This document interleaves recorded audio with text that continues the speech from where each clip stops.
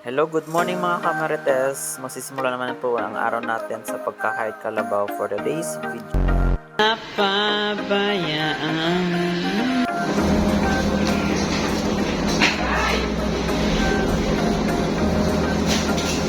Ayan po, sa sobrang galing niyang kumanta, munti kang nadapa ang kamarites mo. Yan. So guys, yan po ang mga binubuhat namin tuwing dadating yung mga delivery ng Metro Manila. Kaya kahit barbing-barbie ka, wala kang choice kundi magbubuhat ka ng malalaking box na yun. Kahit kalabaw, buhat na buhat kasi kulang sa pushcart. So yan, nagka-on the gaga na kami sa kakabuhat ng mga malalaking box dyan.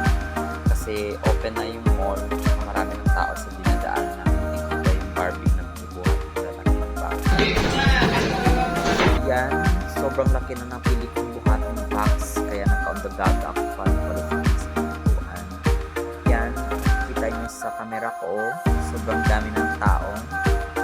Saka ang lalaki pa ng binubuhat namin yung magkasya.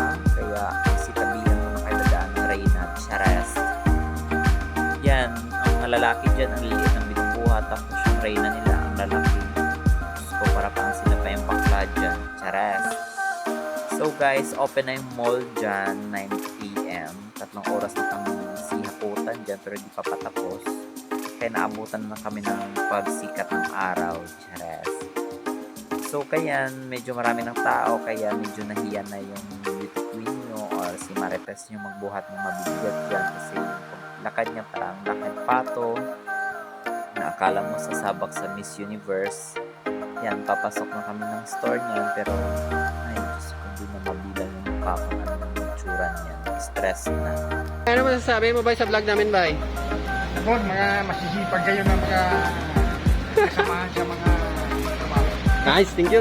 Yan guys, yung guard parang nagsisinungaling pa. Hindi niya alam yung sasabihin sa tinanong ng cameraman ko. Kaya nagdalawang isip ako anong sasabihin. Guys, I hope nag-enjoy kayo. Thank you so much. Bye.